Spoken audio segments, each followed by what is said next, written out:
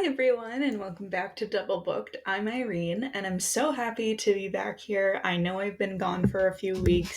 I've had a little bit of a crazy July. My brother welcomed in his new daughter, and I was there, not in the hospital while she was giving my sister-in-law was giving birth, but I was there to see her and squish her and all of those things. And my boyfriend and I went to a wedding in New York. So I'm sorry for the delay. And I've been working Wednesdays, which I normally don't do, but it has been quite the crazy time. Back, and we're here with the Summer of Sarah, and we're gonna jump into Saint Anything. I just also actually before we jump into Saint Anything, I do want to preface. I finally was able to get my light to switch what like setting it was on, so I'm happier now with this one than the other one. It wasn't going above like the first cool setting, and I do the warm because I have warm undertones. It's a whole thing. Anyway, so I've seen a lot of hype on TikTok and Reddit about the summer I turned pretty. I'll say first and foremost, I am a Team Conrad girly. I always have been. I always will be. I have no shame about it. I know he's problematic, but for some reason, I like a problematic blonde hair boy, and I'm not dating a blonde haired boy. So I think that says a lot about me. I think that's everything you need to know.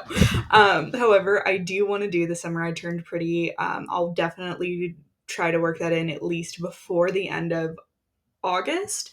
If not September, we'll for sure have the summer I turned pretty and everything, and that will be on top of the summer of Sarah stuff. So I'm super excited. I freaking grew up on those books. I would read those books until the spines fell apart. Like I literally, those books got ruined in a flood.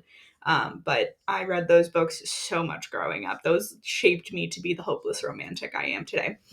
Anyway, back to the Summer of Sarah. So let's get into Saint Anything. You guys, I had not read this book before. I am devastated I didn't read it sooner. I'm obsessed with this book. I'm going to be buying it. It will be on my bookshelf. My bookshelf is over there, which is, I think I'm pointing to the right if you're looking at the screen. Whatever. It's on my left. Point being, I am going to buy this book, but let's jump into a quick summary. And this summary is brought to you by Google, just because I took it from Google. Anyway, Peyton, Sydney's charismatic older brother, has always been the star of the family, receiving the lion's share of their parents' attention and lately concern.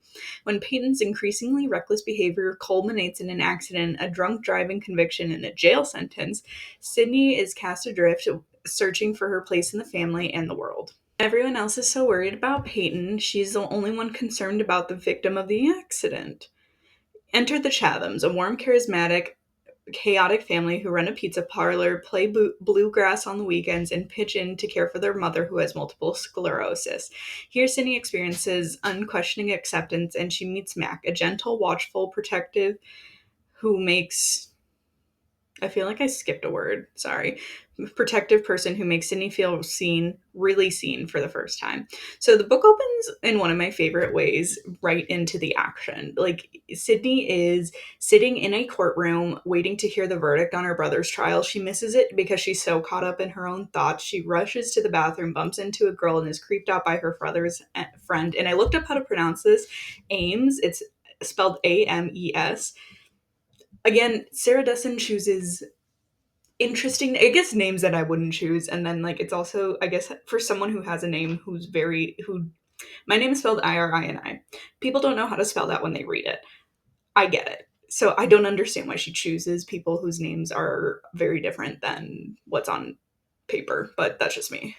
Right off the bat that she doesn't like Ames. I don't know why her mom doesn't understand that, and that she thinks she's creepy, or she doesn't notice that Ames is creepy. Again, with this book, I really think either Dessen has something against moms, or has like a beef with her own mom, or had some sort of beef with her own mom. Dessen is a mom.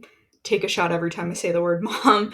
But I would argue she just like kind of really goes in on the mothers of the books. And I'm not saying that moms do a lot for children, right? I think it should be split 50-50. That's a whole other story. We don't need to get into stereotypes and gender roles. However, I do think that like sometimes she like lets the dads evade blame, and I have read the rest of the story, so like I'll hold off too much on that, but I do think that 9 times out of 10 she usually berates the mom, when I do think the dad deserves a good mollywhopping too, but that's just me. Um anyway, I know I claim the mom from Lock and Key is the worst, but I would say this mom starts off incredibly shitty and she's not a good mom. And I think she's doing the best she can in a very, very dire circumstance. So we find out that Peyton's brother, or Peyton, Sydney's brother, has a lot of legal issues, that her family has a lawyer on retainer essentially at that point. And you know that family has spent a lot of money for the lawyer. So Sydney makes a decision to go to public school instead of private school. But we also find out that her brother got into a drunk driving accident. He hit a kid on a bike, he paralyzed him. The poor kid is in a wheelchair. I think it's from like the neck down. But he essentially ruined this kid's life, right? Like he played soccer, he can't play soccer, he can't get a college scholarship, he probably has to have some sort of aid the rest of his life, like someone physically with him to be able to help him do things. But thankfully, this kid is one of those like superstar people who just like tries to pursue anything he can, even though he's in a wheelchair, and persist through the odds that he's been dealt. But anyway, so she transfers from a private school, which is very expensive, to a public school, which is not as expensive because it's paid for by your taxes. Um, that's when she meets Layla and her brother Mac, both of who work at the pizza shop that their dad owns. Everyone loves pizza there, and they say it's like the best pizza. Their pizza is amazing. She thinks Mac is cute, which apparently is a huge theme throughout this book, and everybody thinks he's super cute. And also, everybody thinks Sydney is super pretty too, but she doesn't think she is. And I'm like, you can call it a pick me. I just call it body dysmorphia because trust me, I get it. People are like, oh my God, you look so pretty. I'm like, you should have seen me this morning. I was a literal gremlin, like, especially this particular morning. And I don't mean that like, so today's Friday, the 25th. I had like bags under my bags. Like, it was so bad. Like, I know they don't look great right now, but like, they were so bad this morning. I think people think that's a pick me thing. I genuinely think that it is a hard thing for people to see themselves in a good light. Actually, Layla and Sydney become pretty good friends, and she brings Sydney into her group. She meets Max, she meets Eric, she makes friends with everybody. In a world where she has felt so completely alone, she finally feels like she starts to have some group of something, like whether or not they be like her closest friends in the world, but she has a group that's her own, and they make her feel accepted, and they make her like priority to an extent, like not like super priority, like she's like on a pedestal, but like they put her needs and wants like on the front line too. Like everybody's like, how are you? Good. How are you? I'm not great. Why are you not great? Like they actually care about her. They just don't like look at her as like a placeholder. You know what I mean? And I feel like the rest of her life, everybody's always looked at her as like a placeholder for her brother, which is really shitty. But anyway, um, she finally starts to feel like she has a group of friends around her. And it's funny because her mom pushes back, saying she doesn't know anything about this girl or about um, the people that she's hanging around with. And she wants to have Layla over for a sleepover because her parents are going out of town to go visit her brother, because I guess the prison he's at is far away from their house. And eventually her mom comes to not like Layla or Mac or anybody else she hangs out with from this group. But I don't think it's fair, considering that they've been nothing good but good to Sydney. But I think it's hard when a mom realizes that, like, hey, I've been neglecting my other child because my other child really messed up in their life, and maybe that affected them more than I thought. But why would we put two and two together and someone actually go to therapy in Sarah Dessen's world? That's the biggest criticism I have for Sarah Dessen. Like, send your characters to therapy. Conflict can still happen even though people go to therapy. Sydney has been pretty invisible in her family for multiple reasons. One of the biggest ones, of course, being the fact that her brother has always overshadowed her, and especially with all his legal troubles as of late, like that has been a huge thing that has been overshadowing her and her wants and needs and everything. It's really sad because she actually pays the price, not her brother. Like, she pays the price for his sins, if you will. Like, anytime she does anything, she has to be home by a certain time. She has to make sure she's not doing anything wrong, anything illegal, like all of these things, because her brother has paved such a horrible path for her parents. And it's like, you didn't even give her a chance, and you didn't even give her a chance to prove that she's not like her brother. You just thought she would be and just laid down the law. And it's just really shitty. And truthfully, as the younger sister of a brother who genuinely was kind of a crazy person, not in a bad way. He had a lot of adrenaline, and he was a teenage boy and did a lot of things, and I did not, and I would always hear about it. So there's that. But anyway, she's going to to a new school where she feels like she knows no one, and but at the same time it's a good thing because she knows no one and no one knows about her past. Even if they do, no one says anything to her.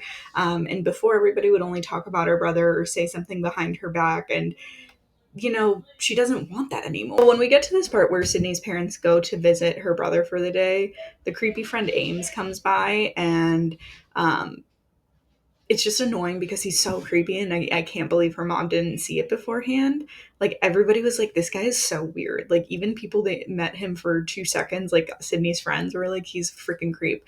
But anyway, we also find out that like Sydney's brother doesn't actually want his mom to like come and visit, or his parents at all. Like, his dad, I would say, is more hesitant to go and visit, but her mom is like really gung-ho for it. About her mom going to visit her brother is the fact that Sydney's mom tries to bring Sydney with to go visit her brother, but she doesn't want to. And eventually, Peyton, her brother, is like, "Hey, I don't want my sister to see me here. Like, do not bring her," which I think is great. Um, and then eventually, she invites Layla over to hang out with her because she doesn't want to be alone with Ames, which I don't blame her for. And then we also find out that Layla's sister Rosie was an incredibly gifted figure skater. And I'm sorry if I seem a little bit jumpy. There's just a lot. Like, this book is a door. It was like this thick, and it was a doorstopper. So there are a lot of things, but I feel like I have to tell you certain little things that make sense. But anyway, we find out that Layla has a sister. Who was older. Her name was Rosie. She was a figure skater and actually got busted because she had an injury and was prescribed too many medications, and eventually became, unfortunately, it's a very common story in America at least, that people get addicted to narcotics after having surgery or serious injuries, especially athletes, I would say, but it can happen to anyone. Trying to sell them.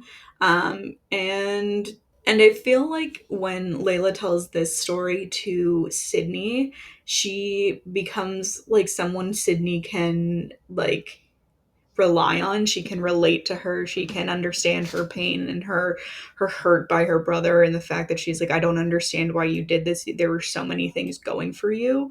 And it's got to be just like incredibly hard to watch someone continuously make bad choices. And this is going to be a really weird and a really niche comparison if you're, I would say, younger than my age, like 27. So if you're 25 or younger, like, if you don't remember this, I don't blame you, but it's also, again, a really weird comparison. So Lindsay Lohan was a very troubled star after like her teen years, I would say, like her mid 20s. I'm not 100% sure on her age because everybody seems so old to me because I was like 10. But when she was in her 20s, she had gotten into a lot of trouble. She was constantly appearing in court and constantly doing these things. And I remember all I could think was like, why can't you just make the right choice and just like go to rehab and go to these things? Back then I didn't understand addiction and everything. Clearly I do much more now, but I was like rooting for Lindsay Lohan. I was like, please stop. And it's nice to see her turn her life around. She's married, she has a kid, all of those things, but not everybody, one, is a millionaire and can be able to turn their life around like that and actually be able to succeed. Like, a lot of people would really have a trouble with a DUI charge on their record the rest of their life. But point being, I just remember constantly being like, why can't you just do what's right and like stop doing these things that are clearly harming you? And I know that sounds really stupid, like for me to be like that towards Lindsay Lohan, but I'm just saying I think that's where I see Sydney come from, and even Layla with her sister, just because it's like, why couldn't you just make the right choice? Like, it was so easy. You didn't need to sell the drugs. You didn't need to keep taking, of course, addiction, money, all of those things. I understand that much more now at 27 than I did at 10, even before I hit puberty. So, like, there is that. The biggest thing I want to say, too, is, like, never get behind the wheel of a car under the influence. Like, there are so many ways now and so many different things that can help you get home safely, or honestly just spend the night at your friend's house. I know your mom might be pissed, but it's better than ruining somebody else's life because you think you're going to get in a lot more trouble if you don't show up at home. Or just don't drink. But like, there is also that. I mean, I enjoy to drink. I don't like necessarily getting drunk all the time personally, but I understand, again, these issues that other people have. But just like, honestly, if you're gonna drink, just please be smart about it. Like, please call someone you know to drive you home. Like, or spend the night at whatever, like, whoever is closest, or just don't get behind the wheel of a car. Like, you can incredibly damage somebody's life. Just like, please think about it before you do something like that. And it truthfully also makes me think of, if you guys follow hockey, there were two brothers, Johnny Gaudreau, who played for the Columbus Blue Jackets, and then his brother Matt Gaudreau, who was an AHL hockey player. But both of them were tragically killed in a car accident last summer because somebody had drunk way over the legal limit, was speeding down the road at 70 miles an hour instead of the 35-mile-an-hour speed limit, hit both of them and killed them both. Now, four children have to grow up without their fathers. So I really implore you to think about what you're doing before you do it. But it's just a really selfish thing to be able to do that. This up because thankfully when Peyton hit that boy, he didn't kill anybody, and I understand it was a creative choice on Dustin's part, and it could have been much, much worse had he kill somebody and everything else. However, I think it is important to note, because this kid was able to survive, but he still wasn't the same afterwards. But you could easily take someone's life and just ruin it, and you can ruin the lives of everybody else's. And I mean, he still did ruin this kid's life. This kid was paralyzed, and thankfully he has a good community around him who helped him raise money and like was able to get him all the special tools he needs to be able to function in the world. But it's just so stupid to do things like that. But that's a thing that we consistently see throughout this book, is the fact that Sydney constantly feels like her mom is excusing her brother's actions, and she's like, no one cares about this poor kid. Like, they all care about my brother, but they don't care about this kid. Like, Ames cares about my brother. Theoretically her dad does, but her dad never really vocalizes. Dads never vocalize anything in Destin's world, but specifically this dad does not vocalize anything about her brother. But it doesn't mean that it's any less scary. And she constantly feels the weight of this guilt for this kid that her brother hit. And she doesn't ever feel like her mom holds her brother accountable for the things that he did do, because she always tries to make the best out of the bad situation. And it doesn't mean that she needs to be all doom and gloom all the time. But I also understand Sydney's point of view, where it's like, you have to carry the burden because no one else will, or the fact that your mom is not holding your brother accountable for something he seriously messed up at. Like, he seriously messed up someone's entire life. Like, this kid went from walking around, playing soccer, enjoying life, to like now having to relearn to do everything in a wheelchair and never be able to walk again. Like, that is a scary thought. And I'm not saying her mom has to like just like continuously harp on him, but like, understand the fact that he is in jail. He is not in like a wellness center or something. Like, he is in jail. He committed a serious crime. And sorry, I know I'm getting like incredibly intense about this, but I think it's just super insane that her mom just acts like this the whole time.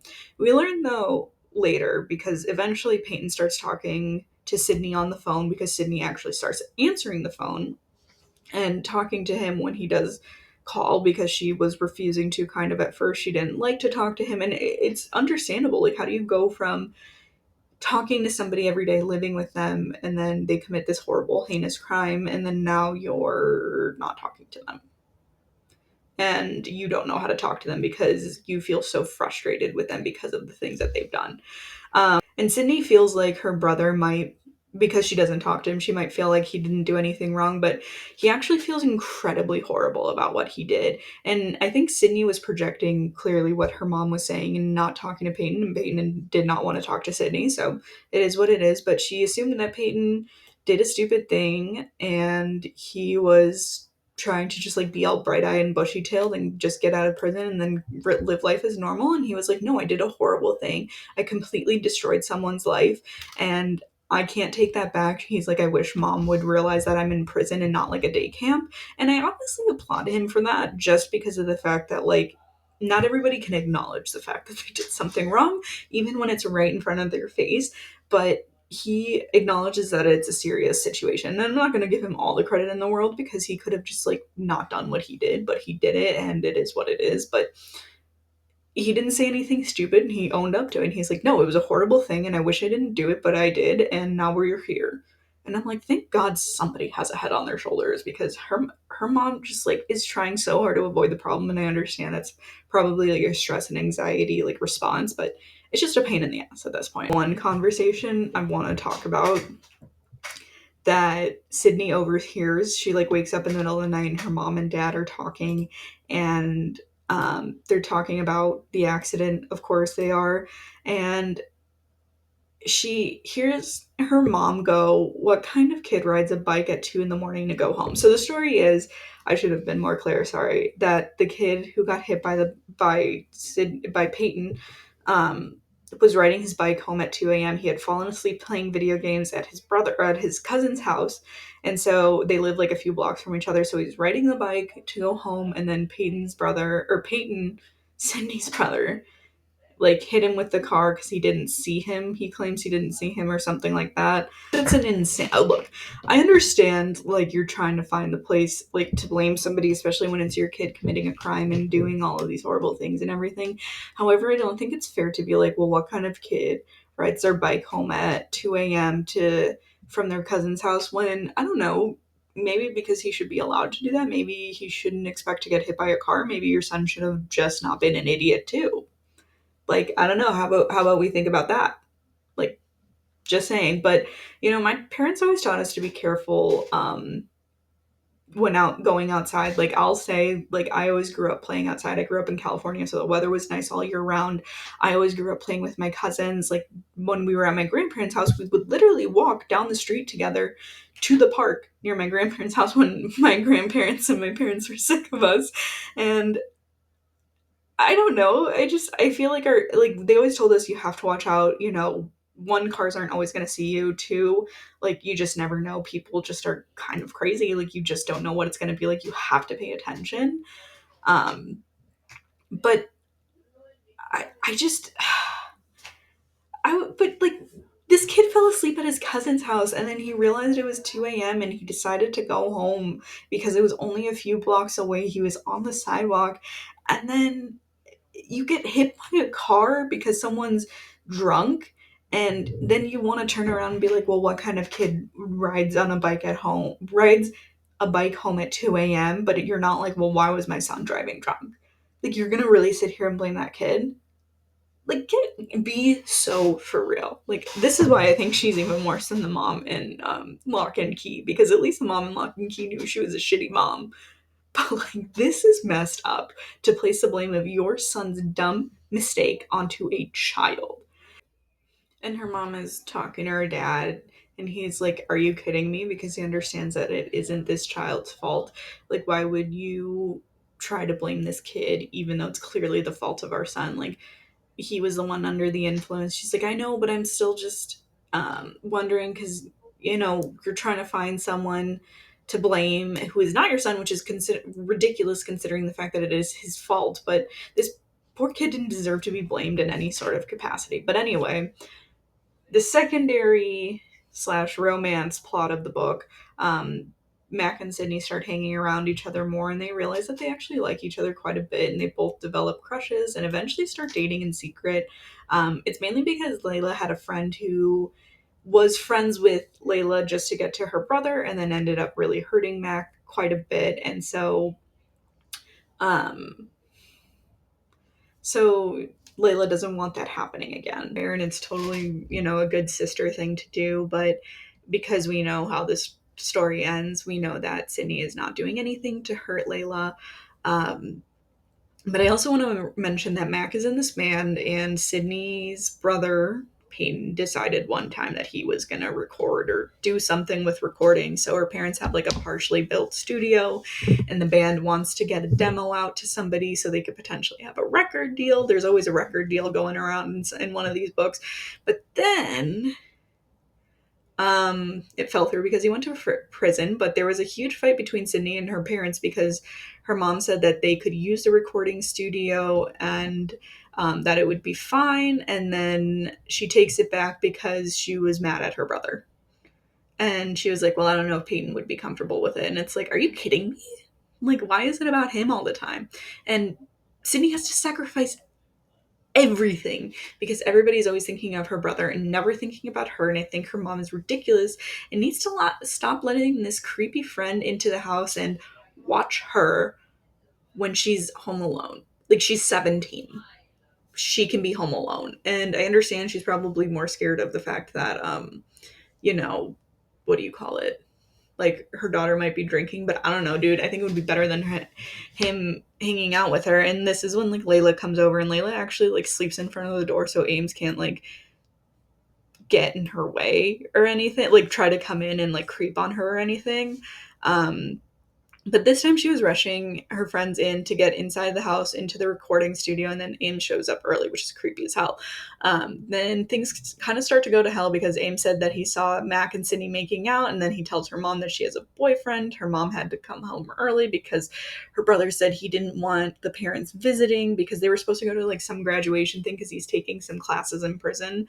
Um, and then they're using the studio, and her mom is pissed, and then Layla's new boyfriend is passed out drunk on the couch, and Sydney has a beer in her hand. So when Layla finds out that Sydney and Mac are kind of dating, so essentially Sydney gets put on lockdown pretty hard, and she gets frustrated because she's like, I'm a good kid, I did one bad thing. And her mom's like, well, yeah, well, I went down this road before with your brother. And she's like, well, this is the first time it's ever been about me and not about my brother.